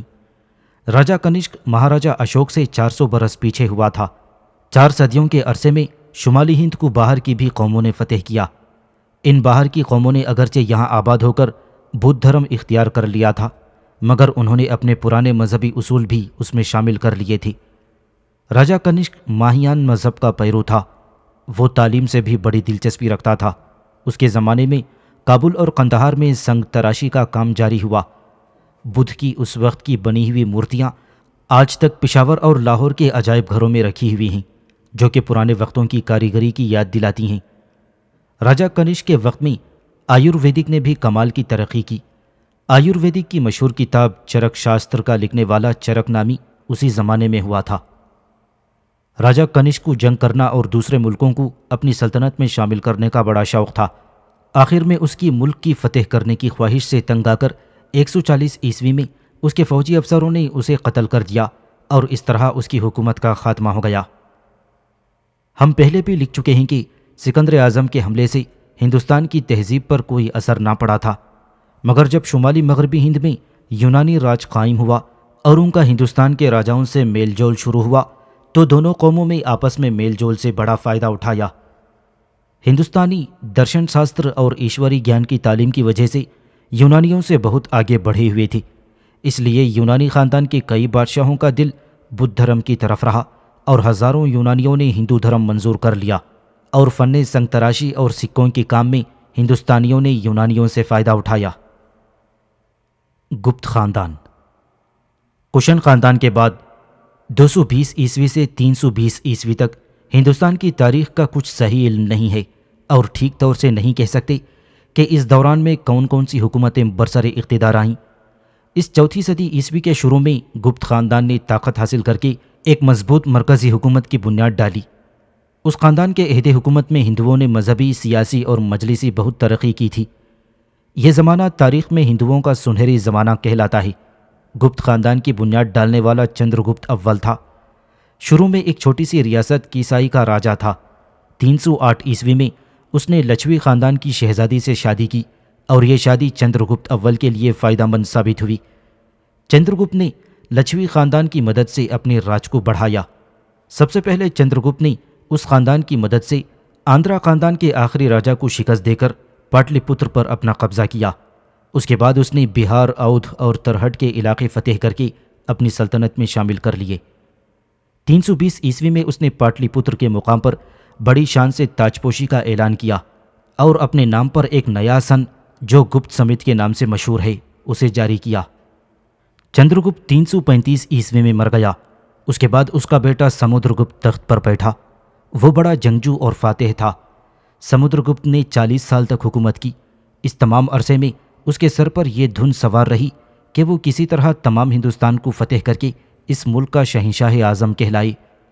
وہ آخر اپنی قابلیت اور بہادری سے اپنے ارادے میں پوری طرح کامیاب رہا۔ سمدر گپت نے تخت نشین ہوتے ہی اپنے ارادوں کو عملی جامہ پہنایا۔ سب سے پہلے اس نے دریائے گنگا کے وادی پر حملہ کیا اور چھوٹی چھوٹی ریاستوں کو اپنے ماتحت کر لیا۔ اس کے بعد اس نے پنجاب اور سندھ کو فتح کیا۔ شمالی ہند فتح کر چکنے کے بعد اس نے جنوبی ہند کا رخ کیا اور وسط ہند کی جنگلی قوموں کو پامال کرتا ہوا ریاست کالنگ پر حملہ آور ہوا۔ یہاں کے راجا کو متی کر کے وہ آگے بڑھتا گیا اور گوداوری اور کرشنا کے درمیان پہلوا خاندان کے علاقوں کو فتح کر کے مغرب کا رخ کیا اور مہاراشٹر اور خاندیش کے علاقوں کو رونتا ہوا 2 سال کے بعد اپنے دارالخلافے میں واپس پہنچا۔ سمدر گپت اب تقریباً سارا ہندوستان فتح کر چکا تھا۔ اس کی سلطنت دریائے برہم پتر سے لے کر دریائے جمنا اور چمبل تک اور نیپال سے دریائے نرمدا تک پھیلی ہوئی تھی۔ فتوحات سے فرصت ملی تو اس نے اسم و وید یگ رچایا اور مہاراجا ادھیراج کا لقب اختیار کیا۔ سمدر گپت نہ صرف بہادر سپہ سالار اور جنگجو تھا بلکہ وہ ایک قابل اور اصول والا آدمی تھا۔ سیاسی اور مذہبی دونوں طرح سے اس کا طریقہ حکومت قابل تعریف تھا۔ وہ اپنے ماتحتوں کے کاموں کی بڑی نگرانی کرتا تھا۔ اس میں سوچنے کی طاقت بڑی زبردست تھی۔ سمدر گپت کو سیر و شاعری اور شکار کا بہت شوق تھا اور خود بھی شاعر اور پڑھا لکھا تھا۔ اس نے کئی کتابیں بنائیں۔ علم موسیقی کا استاد تھا۔ وہ برہمنی مت کا زبردست حامی تھا لیکن ہر ایک کے ساتھ رواداری کا سلوک رکھتا تھا۔ سمدر گپت کی وفات کے بعد اس کا بیٹا چندر گپت ثانی 355 عیسوی میں تخت نشین ہوا۔ اس نے مالوا، گجرات اور کاٹھیا واڑ کے صوبوں کو کئی سال کی جنگ کے بعد فتح کر کے اپنی سلطنت میں شامل کیے اور شک قوم کی حکومت کا خاتمہ کر دیا۔ ان فتوحات سے گپت حکومت کو بڑا فائدہ پہنچا۔ مغربی علاقے کی تمام ساحلی سمندر اور تجارت اس کے قبضے میں آ گئی تھی۔ اس کی بہادری، مہربانی اور انصاف کی بہت سی کہانیاں مشہور ہیں۔ ہندو اس بادشاہ کو بڑی عزت کی نظر سے دیکھتے ہیں۔ چندر گپت ثانی یعنی بکرماجیت بڑا علم دوست، رعایا پرور، انصاف پسند اور سادھوؤں جیسی عادت کا بادشاہ تھا۔ یہ اگرچہ ہندو دھرم کا ماننے والا تھا مگر دوسرے دھرموں کو بھی عزت کی نگاہ سے دیکھتا تھا۔ یہ سادھوؤں جیسی زندگی بسر کرتا تھا۔ اپنی رعایا کی حالت کا پتہ لگانے کے لیے بھیس بدل کر رات کے وقت شہر میں چکر لگاتا۔ بکرماجیت کے دربار میں بہت سے عالم و فاضل تھے۔ ان میں سے 9 اشخاص قابل ذکر ہیں۔ یہ 9 رتن کہلاتے تھے۔ ان میں سے کالیداس کا درجہ سب سے بڑا تھا۔ وہ سنسکرت زبان کا بہترین ڈرامہ لکھنے والا اور شاعر تھا اور ہندوستان کا شیکسپیئر کہلاتا ہے، اور اس نے رگھو ونش، شکنتلا، میگھدت وغیرہ کتابیں لکھی ہیں۔ 5ویں صدی کے شروع میں چین سے کئی سیاح بدھ دھرم کے پوتر مقاموں کو دیکھنے کے لیے ہندوستان میں آئے۔ ان سیاحوں میں جو اس وقت کے ہندوستان کے حالات لکھے ہیں ان میں سے فاہیان 399 عیسوی سے 414 عیسوی تک ہندوستان میں رہا۔ فاہیان نے بکرماجیت کے عہد حکومت کا مفصل حال لکھا ہے۔ وہ لکھتا ہے، بکرماجیت کا انتظام حکومت تعریف کے قابل ہے۔ اس نے حکومت کے لیے ایک کمیٹی بنا رکھی تھی جس کے 7 ممبر ہیں۔ راجا اپنی رعایا کو اولاد سمجھتا ہے۔ تجارتی ٹیکس کے علاوہ باقی ٹیکس کی شرح کم ہے اور برہمنوں اور عالموں پر کوئی ٹیکس نہیں ہے۔ راجا اگرچہ کٹر ہندو ہے لیکن دوسرے مذہبوں کو پوری آزادی حاصل ہے۔ رعایا پر نامناسب ٹیکس نہیں لگائے جاتے۔ ملک میں بالکل امن ہے۔ قصور کرنے والوں کو معمولی سزا دی جاتی ہے۔ موت کی سزا بالکل بند ہے۔ حکومت کے خلاف بغاوت کے جرم میں ہاتھ کٹوا دیا جاتا ہے۔ پاٹلی پتر میں آدمیوں اور جانوروں کے لیے شفا خانے ہیں جہاں ان کا مفت علاج ہوتا ہے۔ سفر میں کسی طرح کا ڈر نہیں ہے۔ جانوروں کا مارنا بالکل بند ہے۔ لوگ نہ شراب پیتے ہیں اور نہ گوشت کھاتے ہیں۔ بکرماجیت کے بعد اس کا بیٹا کمار گپت تخت نشین ہوا اور 27 برس حکومت کرنے کے بعد مر گیا، اور پھر کمار گپت کے بعد سکندا گپت تخت پر بیٹھا۔ اس کے زمانے میں وسطی ایشیا کی جنگجو قوم ہن، جس کا پورا حال ہم اگلے باب میں بیان کریں گے، ہندوستان پر حملہ کیا لیکن سکندا گپت نے انہیں شکست دی۔ لیکن کچھ عرصہ گزرنے کے بعد ہن قوم پھر زور پکڑ گئی اور سکندا گپت ان کا مقابلہ نہ کر سکا۔ اس کا نتیجہ یہ ہوا کہ اس قوم کے ہاتھوں گپت خاندان کی حکومت کا خاتمہ ہو گیا۔ گپت خاندان کے زمانے میں ہندوستان نے ہر پہلو سے ترقی کی۔ ہر قسم کے علوم نے انتہائی ترقی کی تھی اور ملک کے طول و عرض میں علم اور خوشمالی کی گنگا بہنے لگی۔ نجوم، ریاضی اور علم ادب نے خوب ترقی کی۔ تجارت اور صنعت و حرفت کو بہت ترقی ملی۔ ہندو دھرم نے بھی اپنی کھوئی ہوئی شان اسی عہد میں حاصل کی۔ بدیشی ملکوں میں بھی ہندوؤں کی دھاک جم گئی تھی اور غرضے کے گپت خاندان کے عہد میں ہندوؤں نے ہر پہلو میں ترقی کی، اس لیے ہندوؤں کا سنہری زمانہ کہلاتا ہے۔ ہن قوم کے ہند پر حملے۔ ہن قوم سائبیریا کے اسٹیپ علاقے میں ایک خانہ بدوش قوم تھی۔ اس قوم کے لوگوں کی شکل بھی ڈراؤنی تھی اور بڑی بے رحم خونخوار اور جنگجو تھی۔ اس قوم نے پہلے 5ویں صدی میں ایران پر قبضہ جمایا اور پھر ہند پر حملہ کیا اور قندھار، کابل اور پنجاب پر بڑی آسانی سے قبضہ کر لیا۔ 455 عیسوی میں اس قوم نے سکند گپت کی سلطنت پر حملہ کیا، لیکن سکند گپت نے اسے شکست دی اور 10 برس کے بعد ہن قوم کے بادشاہ تورمان نے مالوا پر بھی فتح کر کے اپنی حکومت میں شامل کر لیا۔ پھر 502 عیسوی میں تورمان مر گیا اور اس کے بعد اس کا بیٹا مہر گل بادشاہ بنا۔ اس کی حکومت میں تمام شمالی ہند، افغانستان اور وسطی ایشیا کا کچھ حصہ شامل تھا۔ سیالکوٹ اس کا دارالخلافہ تھا۔ مہر گل بڑا ظالم بادشاہ تھا، رعایا اس سے تنگ تھی۔ آخر رعایا نے اس کے خلاف بغاوت کی۔ مگدھ کا راجہ بالادتیہ اور مالوا کا راجہ یشودھرن مہر گل کے خلاف تھے اور بڑے زور کی جنگ ہوئی، جس میں مہر گل شکست کھا کر کشمیر کو بھاگ گیا اور یہاں 540 عیسوی میں مر گیا۔ جنگ کے بعد ہن قوم کے ظالموں نے ہندوستان کو ہمیشہ کے لیے چھوڑ دیا۔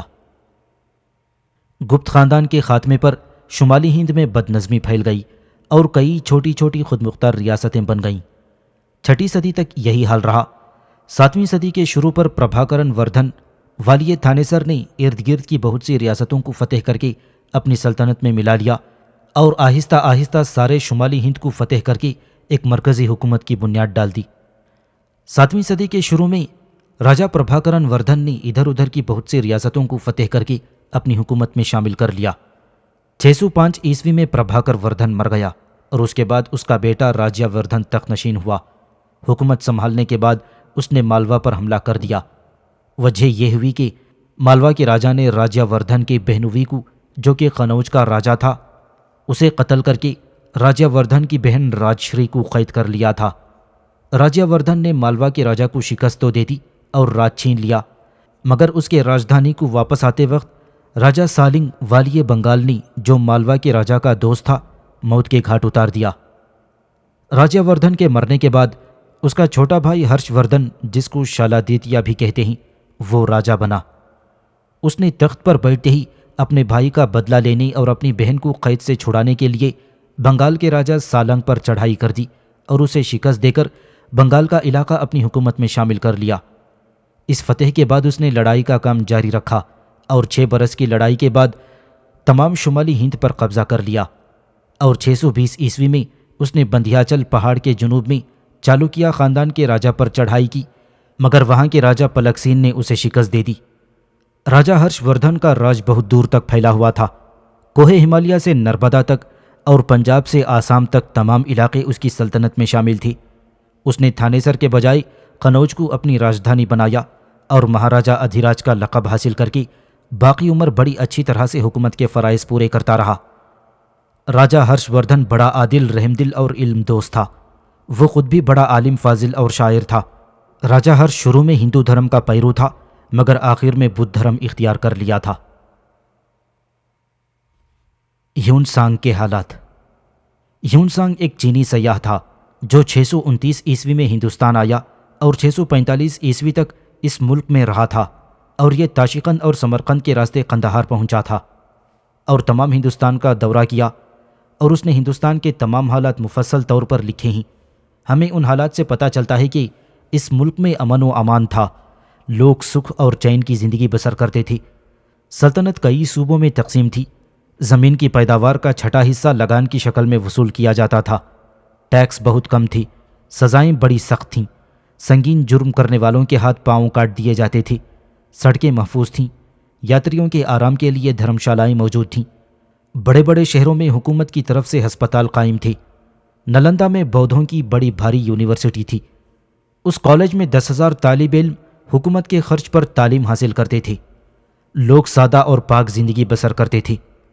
راجا اگرچہ بدھ مذہب کا ماننے والا تھا، مگر دوسرے مذہبوں کی عزت کرتا تھا۔ ہر 5 برس کے بعد حکومت کی طرف سے ایک اجلاس ہوتا تھا اور اس موقع پر وہ تمام مذہبوں کے سادھوؤں کو اپنا خزانہ تقسیم کر دیتا۔ یہ چینی سیاح 15 برس تک ہندوستان میں رہ کر 645 عیسوی میں پامیر کے راستے سے اپنے وطن کو واپس لوٹ گیا۔ 647 عیسوی میں مہاراجہ ہرش مر گیا۔ اس کے مرنے کے بعد تمام حکومت میں جھگڑے پھیل گئے اور ملک پھر چھوٹی چھوٹی ریاستوں میں تقسیم ہو گیا۔ راجپوتوں کا زمانہ۔ مہاراجہ ہرش کی وفات کے بعد کوئی قابل جانشین نہ ہونے کی وجہ سے تمام ملک میں پھر سے بدامنی پھیل گئی اور راجپوت جنگجو تھے۔ انہوں نے اس موقع سے فائدہ اٹھایا اور تمام ریاستوں پر قبضہ جما لیا، اور ہرش کے بعد مسلمانوں کی فتح کے شروع تک تمام ملک پر انہی کی حکومت رہی۔ ہندوستان کی تاریخ میں یہ زمانہ راجپوتوں کا زمانہ کہلاتا ہے۔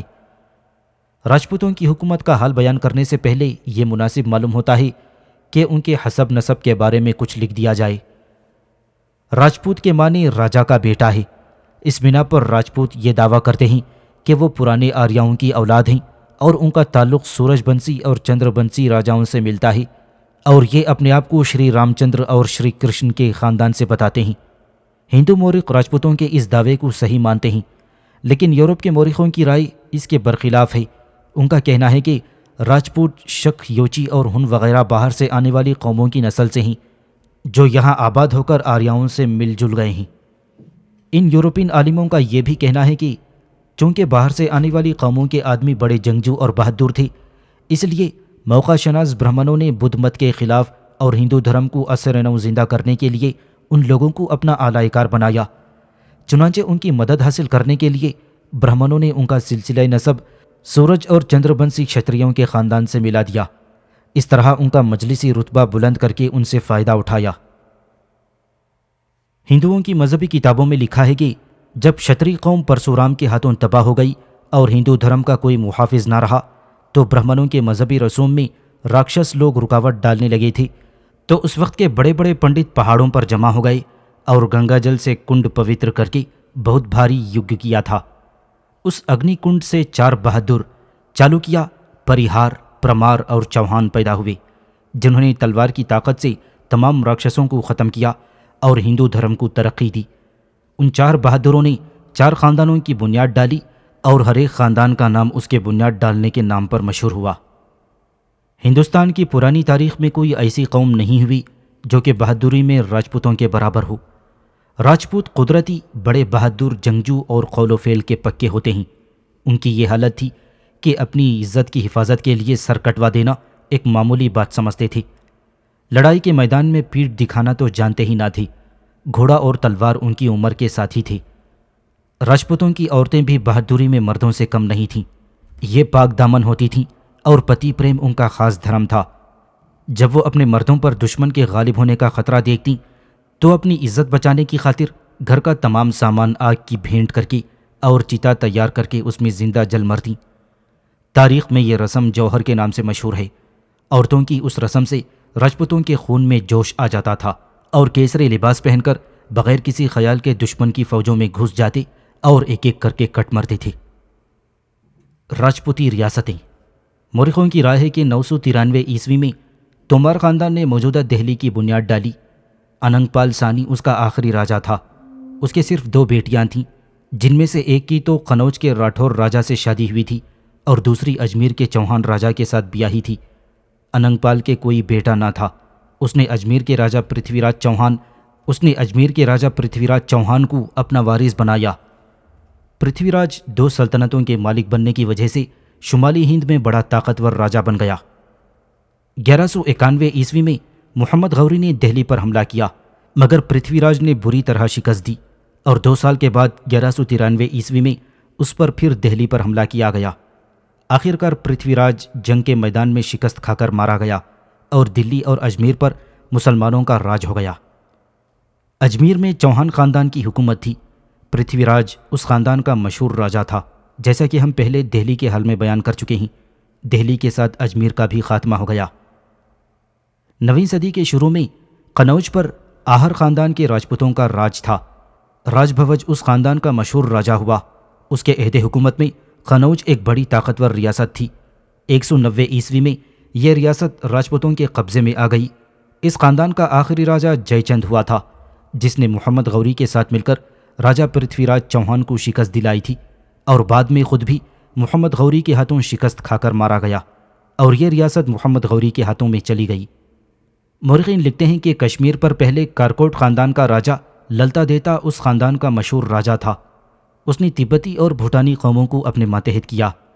12ویں صدی میں یہاں حکومت جے سنگھ نام کے ایک راجہ کے ہاتھ میں آ گئی، مگر 14ویں صدی میں مسلمانوں نے اس حکومت کا بھی خاتمہ کر دیا۔ گجرات میں ہن خاندان کی حکومت تھی۔ گجر قوم نے یہ علاقہ جو اس وقت شوراشٹر کہلاتا تھا اسے فتح کر کے اس کا نام گجرات رکھا۔ پہلے یہاں راجپوتوں کی حکومت تھی۔ اہل نواڑا اس کی راجدھانی تھی۔ پھر 1298 عیسوی میں علاؤدین خلجی نے اس ریاست کا خاتمہ کر دیا۔ بنگال پہلے بال خاندان کے قبضے میں تھا جو 75 عیسوی سے 160 عیسوی تک حکمران رہا۔ اس کے بعد سین خاندان کا راج ہوا۔ بلب سین اس خاندان کا مشہور راجہ ہوا۔ پھر 1199 عیسوی میں بختیار خلجی نے اس ریاست پر قبضہ کر لیا۔ راجپوتانہ کا علاقہ چھوٹی چھوٹی آزاد ریاستوں میں تقسیم تھا، جن میں سے میواڑ اور جلسمر بہت مشہور ہیں۔ مالوا پر مار خاندان کے راجپوت راجہ راج کرتے تھے۔ راجہ بھوج اس خاندان کا مشہور راجہ تھا۔ دھارا اس کی راجدھانی تھی۔ 188 عیسوی میں گجرات کے راجہ نے اس پر قبضہ کر لیا۔ بندھیل کھنڈ پر پہلے چندرگپت بکرماجیت کے خاندان کا راج تھا۔ اس کے بعد چنڈیل خاندان نے اس ریاست پر قبضہ کر لیا اور مہوبہ کو اپنی راجدھانی بنایا۔ پھر 1203 عیسوی میں قطب الدین ایبک نے اس ریاست کو فتح کر لیا اور اپنی حکومت میں شامل کر لیا۔ ساؤتھ انڈیا یعنی جنوبی ہند کی ریاستیں۔ آندھرا خاندان۔ اشوک کے زمانے کے پتھروں پر کندہ کی ہوئی تحریروں سے پتہ چلتا ہے کہ جنوبی ہند میں اس وقت آندھرا کئی ریاستوں میں تقسیم تھا۔ آندھرا خاندان 450 برس تک حکومت کرتا رہا۔ مہاندی اور گوداوری کا درمیانی علاقہ اس خاندان کے قبضے میں تھا۔ اس خاندان کا حال اشوک کے عہد حکومت میں بھی بیان کیا جا چکا ہے۔ پلوا خاندان۔ آندھرا خاندان کے بعد پلوا خاندان کو راج حاصل ہوا۔ مدراس، اراکاڈ اور تروچنا پلی وغیرہ صوبے اس ریاست کے ماتحت تھے۔ کانجی ورم اس کی راجدھانی تھی۔ 8ویں صدی میں یہ خاندان ترقی پر پہنچا ہوا تھا۔ چالوکیا خاندان۔ یہ اگنیکل راجپوتوں کا خاندان تھا۔ انہوں نے 500 عیسوی میں جنوبی ہند میں اس ریاست کی بنیاد ڈالی۔ نرمدا اور کرشنا ندیوں کے درمیان کا یہ علاقہ اس خاندان کے ماتحت تھا۔ اس خاندان کے راجہ اگرچہ ہندو دھرم کے ماننے والے تھے، لیکن بدھ دھرم اور جین دھرم کے ماننے والوں سے بھی اچھا سلوک کرتے تھے۔ اس خاندان کا مشہور راجہ پلکیشن، جس نے راجہ ہرش کو شکست دی تھی، 608 عیسوی سے 643 عیسوی تک راج کیا تھا۔ راج پلکیشن بڑا بہادر راجہ تھا۔ چینی سیاح ہیون سانگ نے اس ریاست کا بھی حال لکھا ہے، جس میں ہم کو پتہ چلتا ہے کہ اس ریاست کے فارس کے ساتھ تعلقات تھے اور یہاں کے خوبصورت مندر، خاص کر کے ایجنٹا کی غاریں جو کہ دنیا کی عجیب چیزوں میں شمار ہوتی تھیں، اسی راجہ کے دور سے منسوب کی جاتی ہیں۔ پھر 755 عیسوی میں راشٹرکوٹ خاندان کے ایک راجہ نے اس ریاست کو فتح کر کے اپنی حکومت میں شامل کر لیا۔ راشٹرکوٹ خاندان۔ اموگ ورش اس خاندان کا مشہور راجہ تھا۔ 857 عیسوی سے 888 عیسوی تک راج کرتا رہا اور یہ راجہ جین مذہب کا ماننے والا تھا اور اس کے عہد حکومت پر جین مذہب کو ترقی ہوئی۔ الور کا انوکھا کیلاش مندر اس خاندان کی حکومت کے زمانے کا بنا ہوا تھا۔ پھر 973 عیسوی میں تلپسانی نے، جو چالوکیا خاندان سے تھا، راشٹرکوٹ خاندان کے ایک راجہ سے لڑائی کر کے اپنا کھویا ہوا راج پھر واپس لے لیا۔ راجہ بکرمانگ اس خاندان کا مشہور راجہ ہوا۔ 1200 عیسوی کے قریب اس خاندان کا خاتمہ ہو گیا اور ہوئسڑا اور یادو خاندان نے اس ریاست کا خاتمہ کر دیا۔ یادو خاندان۔ یادو نام کے ایک راجہ نے اس خاندان کی بنیاد ڈالی۔ یہ ہندوستان کا بہت پرانا راج تھا۔ کہتے ہیں شری کرشن اسی خاندان سے تھے۔ موریہ زمانے میں اس خاندان کے 3 حصے بن گئے۔ ان میں سے ایک حصہ مغرب کی طرف دوارکا میں جا کر آباد ہو گیا اور دوسرے نے جنوب میں اپنا راج قائم کر کے دیوگری کو اپنی راجدھانی بنایا۔ تیسرے نے میسور کے علاقے پر اپنا قبضہ جما لیا۔ پھر 1300 عیسوی کے شروع میں سنگھن اس خاندان کا سب سے زیادہ طاقتور راجہ ہوا اور 1312 عیسوی میں علاؤدین خلجی کے ہاتھوں اس خاندان کا خاتمہ ہو گیا۔ ہوئسڑا خاندان۔ میسور میں راج قائم کرنے والے یادو خاندان کی شاخ ہوئسڑا کہلاتی ہے۔ وشنو وردھن اس خاندان کا مشہور راجہ ہوا۔ اس کا راج مغربی گھاٹ تک پھیلا ہوا تھا۔ 1307 عیسوی میں علاؤدین خلجی کے سپہ سالار ملک کافور نے اس پر قبضہ کر لیا۔ پانڈیا خاندان۔ یہ میسور کے جنوب میں قائم تھی۔ مدھورا شہر اس کی راجدھانی تھی۔ اس کی ایک بندرگاہ موتیوں کی تجارت کی وجہ سے بڑا مشہور ہے۔ یہاں کے لوگ پہلے جین مت کے ماننے والے تھے، مگر آخر میں انہوں نے برہمن مت اختیار کیا۔ 14ویں صدی کے شروع میں ملک کافور نے اس ریاست کا خاتمہ کر دیا۔ چیرا خاندان۔ اس خاندان کے ماتحت ملابار کا علاقہ تھا اور کارور اس کی راجدھانی تھی۔ یہ ریاست بھی پانڈیا کی طرح موتیوں کی تجارت کے لیے مشہور تھی۔ پھر 994 عیسوی میں چولا خاندان نے اس پر قبضہ کر لیا۔ چولا خاندان 10ویں اور 11ویں صدی میں یہ جنوب میں بڑی طاقتور ریاست مانی جاتی تھی۔ یہ ریاست نلور ندی سے کورگ تک پھیلی ہوئی تھی۔ اس خاندان کا سب سے مشہور راجہ راج دیو ہوا، اور اس ریاست کا بھی مغربی ملکوں کے ساتھ تجارتی تعلقات تھے۔ چولا کی ریاست 9 صوبوں میں تقسیم تھی۔ کسانوں سے پیداوار کا 6واں حصہ زمین کا لگان وصول کیا جاتا تھا۔ پھر 1313 عیسوی میں ملک کافور کے ہاتھوں اس خاندان کا خاتمہ ہوا۔ راجپوتوں کے زوال کے اسباب۔ راجپوت قوم بے شک بڑی بہادر اور جنگجو قوم تھی، مگر بدقسمتی سے یہ انتظام حکومت سے واقف نہ تھی۔ تمام ملک میں ان کی چھوٹی چھوٹی ریاستیں قائم تھیں جو ایک دوسرے سے ہمیشہ لڑتی جھگڑتی رہیں۔ ان میں اتفاق اور میل جول نامکو نہ تھا۔ معمولی جھگڑوں کا فیصلہ تلواروں سے کرنے کو تیار ہو جاتی تھیں۔ ان کی آپس کی خود غرضی، نفرت اور لالچ نے ان کو برباد کر دیا، اور اس بارے میں پرتھوی راج اور جے چند کے واقعے کی مثال سامنے ہے۔ اور اس کے علاوہ دشمن کا مقابلہ کرتے وقت ایک راجپوت خاندان دوسرے خاندان کے ماتحت ہو کر لڑنا اپنی بے عزتی خیال کرتا تھا۔ ان کے ان برے خیال اور آپس کی دشمنی اور گھر کی لڑائیوں کی وجہ سے ملک میں ان کی کوئی مرکزی حکومت قائم نہ ہو سکی، اور نہ ہی وہ متحد ہو کر باہر کے حملہ آوروں کا مقابلہ کرنے کے لائق بن سکے۔ اس کا نتیجہ یہ ہوا کہ مسلمان حملہ آوروں نے ان کی آپس کی نا اتفاقی سے فائدہ اٹھایا اور ایک ایک کر کے ان کی تمام ریاستوں کا خاتمہ کر دیا۔ جیسا کہ ہم پہلے بیان کر چکے ہیں، ہندوستان میں راجپوتوں کی حکومت 550 برس تک رہی۔ اس طویل عرصے میں سماجی اور مذہبی نقطہ نظر سے اس ملک کی حالت میں کئی تبدیلیاں ہوئیں۔ ہن قوم کے بعد 1000 عیسوی تک اس ملک پر کسی باہر کی قوم کا حملہ نہیں ہوا، اور لوگوں نے آرام سے زندگی بسر کرنے کی وجہ سے مذہبی اور مجلسی بہت ترقی کی۔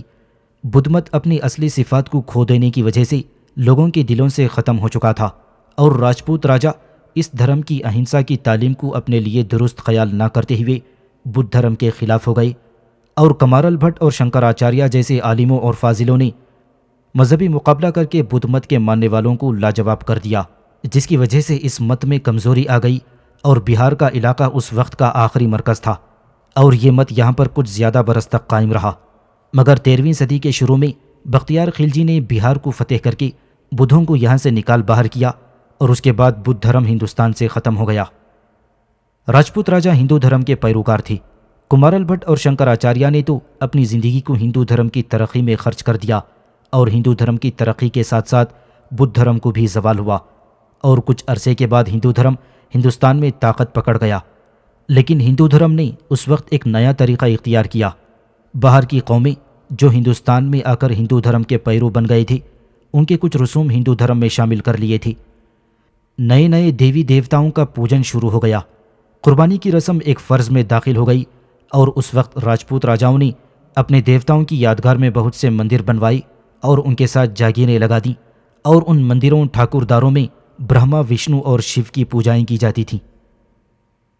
برہمنوں کو اس زمانے میں بڑی عزت کی نگاہ سے دیکھا جاتا تھا، اور قوم میں بڑے ہونے کی وجہ سے سماج میں ان کا درجہ اونچا تھا، اور ہر ایک کام ان کی صلاح مشورے سے پورا ہوتا تھا۔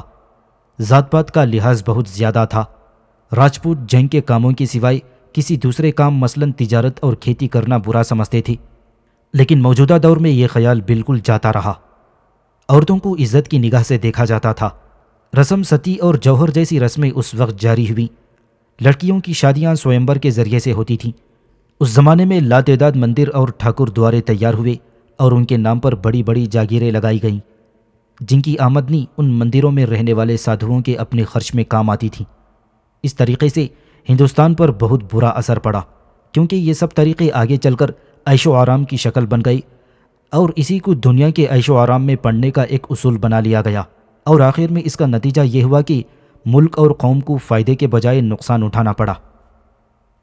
غیر ملکوں میں ہندو تہذیب و تمدن کی اشاعت۔